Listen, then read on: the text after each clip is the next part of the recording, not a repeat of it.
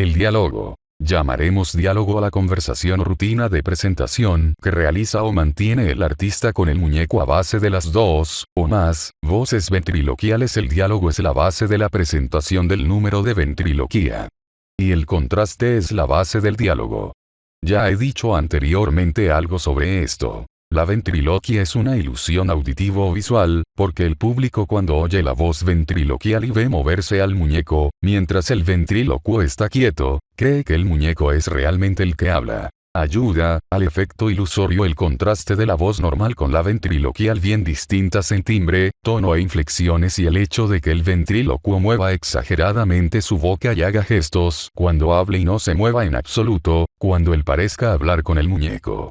También he dicho que uno y otro deben mirar al público cuando hablan y cuando el que habla es el otro deben mirarle como ocurriría en cualquier conversación entre dos personas. Evidentemente como uno se dirige al otro al contestar o preguntar, es natural lógica que se miren entre sí al dirigirse concretamente uno a otro. Una especial sutileza psicológica es la de que el muñeco como ser vivo que pretende ser se distraiga de vez en cuando, mire a alguien que parezca llamarle la atención o haga repetir la pregunta, tarde en contestar, dude, se meta con el ventrílocuo, quiera hacer alguna burla, o bien en su diálogo repita siempre que venga a cuento alguna frase hecha a modo de latiguillo. Esto último es muy típico de toda persona que hable con cierta gracia y hace reír al público. 50. Manuel González Reichévalo. Y vamos con el diálogo propiamente dicho. Con la conversación o diálogo, el ventrílocuo exhibe toda su habilidad y presenta su número de ventriloquia. Hablemos primero de la confección del diálogo y después de su exposición ante el público. Deben tenerse en cuenta estos principios. Primero, como el muñeco es el verdadero artista del acto, solo tiene importancia lo que él dice, lo que el artista o ventrílocuo hable será solo para preparar o resaltar las gracias del muñeco. Segundo, el diálogo no debe ser solamente una sarta de chistecitos breves o golpes ingeniosos.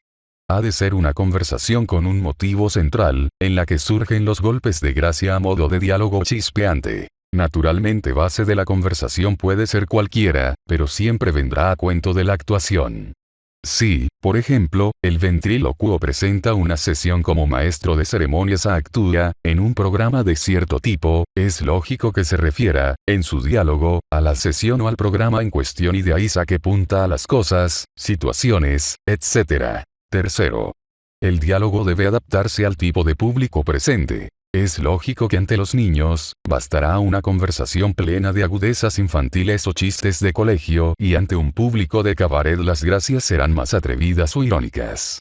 Hace falta ingenio real para encontrar el diálogo chispeante con golpes graciosos a base de hechos actuales, políticos, de la situación económica, de los problemas de todos los días, etc. Naturalmente se puede intercalar alguna idea intencionada, de doble sentido, pero con buen gusto, y adaptado al público, cuyas reacciones nos enseñarán inmediatamente si vamos por buen camino o estamos desbarrando. Cuarto. De un modo general el diálogo debe construirlo el propio artista. Hay quien los encarga a un experto, escritor o humorista con gracia, que se los hace.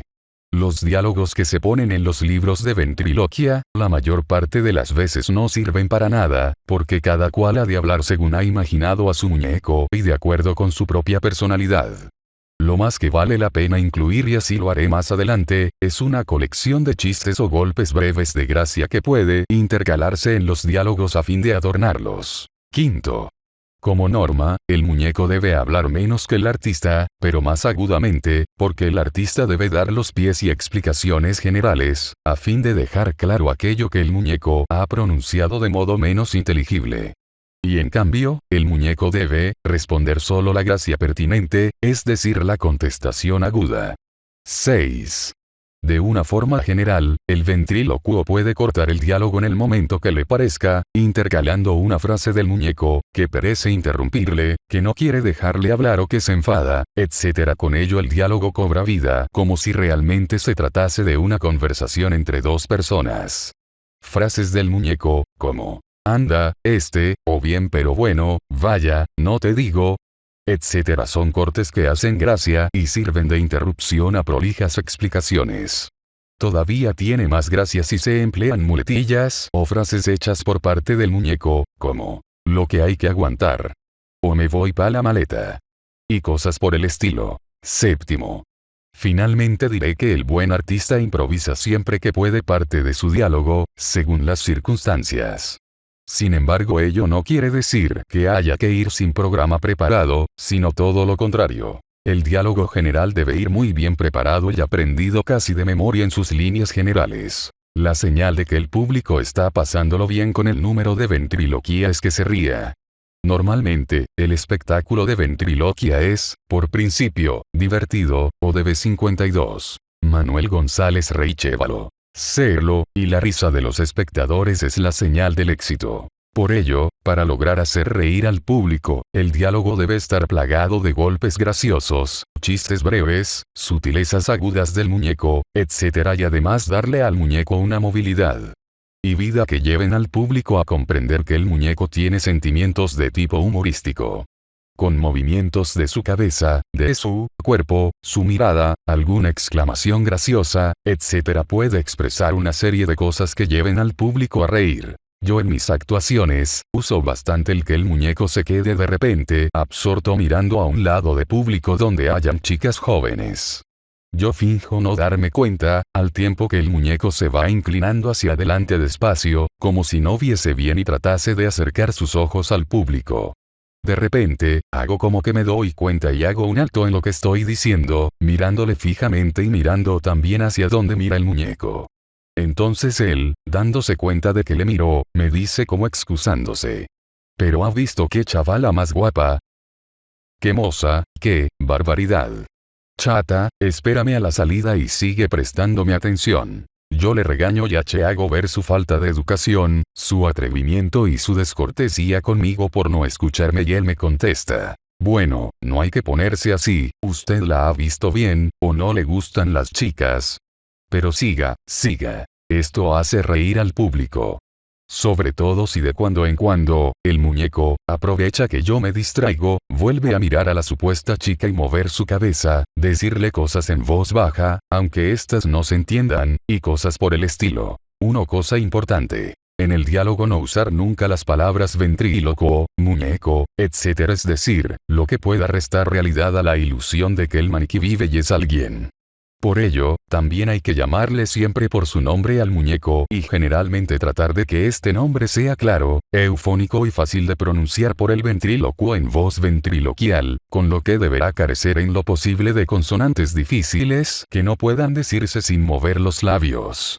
Buscar un nombre con cierta comicidad, como Canuto, Ciriaco, Tommy, Currito, Tonete, Zenón, Gonzalito, etc. van bien con cierta personalidad humorística. Y a muñecos que imiten niños y que vayan a tener la voz de niño, les irá bien un nombre como Carlitos, Nico, Perico, Paquito, Angelito, Rafaelito, Juanito, etc. ya que son fáciles de retener y, exceptúa la P de algunos, no cuestan pronunciar con voz ventriloquial, expresada sin mover los labios, ya que el muñeco, en algún momento, tendrá que decir su propio nombre, aunque el ventrílocuo lo haya expresado antes al presentarlo a los espectadores. Yo diría que el elemento fundamental del arte de la ventriloquía en que la ilusión juega un papel tan importante, es que el propio ventrílocuo se persuada de que está hablando con otro ser vivo, que está ante una persona.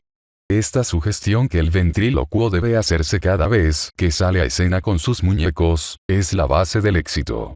El diálogo puede ser más o menos ingenioso, su creación puede ser encomendada a un tercero, el muñeco puede ser más o menos gracioso de aspecto, los labios se moverán más o menos, pero el elemento clave de la ilusión es que el público, aún sabiéndolo, llegue a sentir que allí hay otra persona, que el diálogo existe realmente.